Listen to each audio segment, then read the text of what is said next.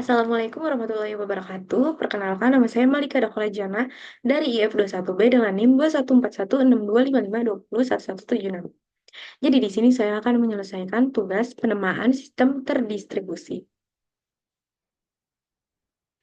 Di sini ada definisi sistem terdistribusi terlebih dahulu, yaitu adalah kumpulan komputer atau perangkat yang bekerja sama untuk mencapai tujuan bersama. Namun, terlihat bagi pengguna seolah-olah sistem tersebut beroperasi sebagai satu kesatuan. Setiap komponen dalam sistem ini beroperasi secara mandiri, namun berinteraksi melalui jaringan untuk berbagi data, tugas, dan sumber daya. Terus di sini ada definisi penamaan dalam sistem terdistribusi.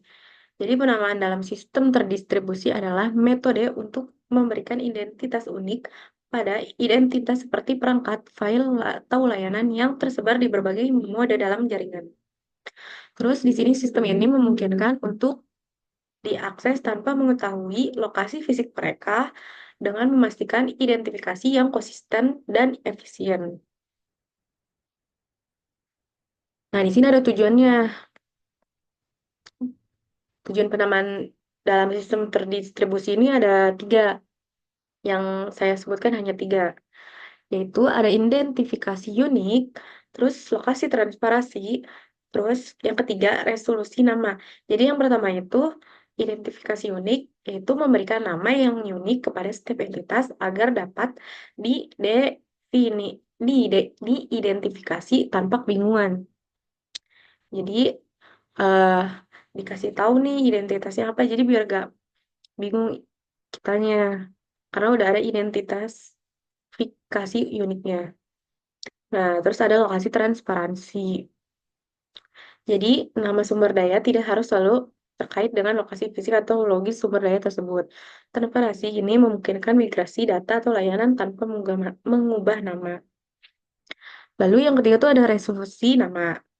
Nama-nama ini harus mudah dipecahkan atau diterjemahkan menjadi alamat atau referensi fisik yang lebih spesifik untuk mengakses sumber daya.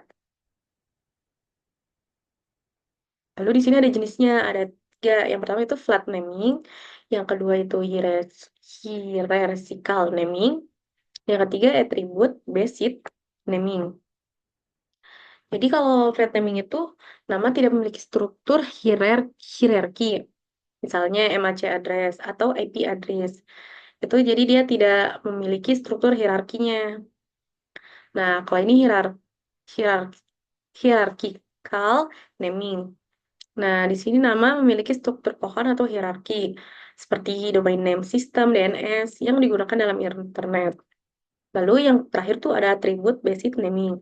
Namanya mengandung informasi deskriptif dari sumber daya. Misalnya, file sistem yang mendeskripsikan file berdasarkan atribut tertentu. Lalu, terus. Lalu di sini ada tantangan penamaan dalam sistem terdistribusi. Jadi tantangannya itu ada tiga juga. Yang pertama itu skalabilitas, yang kedua itu dinamika, yang ketiga konsistensi dan ketersediaan. Jadi kalau skalabilitas itu penamaannya harus mampu menangani jutaan hingga miliaran entitas tanpa menurunkan kinerja. Terus dinamika. Dinamika itu sumber daya dan node dalam sistem terdistribusi dapat berubah secara dinamis, sehingga sistem penamaan harus bisa menyesuaikan diri dengan perubahan ini. Lalu konsistensi dan ketersediaan. Nama yang diberikan harus selalu tersedia dan konsisten meskipun ada kegagalan node. Nah, di sini ada contohnya juga. Ada tiga. Yang pertama DNS, Domain Name System.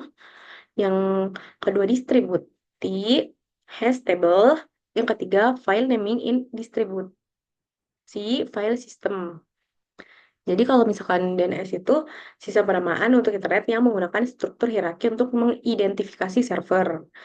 Nah, kalau misalkan yang kedua, distribusi hash table atau DHT menggunakan teknik CLED atau hash untuk menyediakan pencarian sumber daya dalam jaringan peer-to-peer. Yang terakhir, ada file naming in distribusi file system. Jadi, sistem filenya terdistribusi seperti NFS atau HDFS menggunakan menggunakan aduh, menggunakan penamaan untuk mengakses file di seluruh node.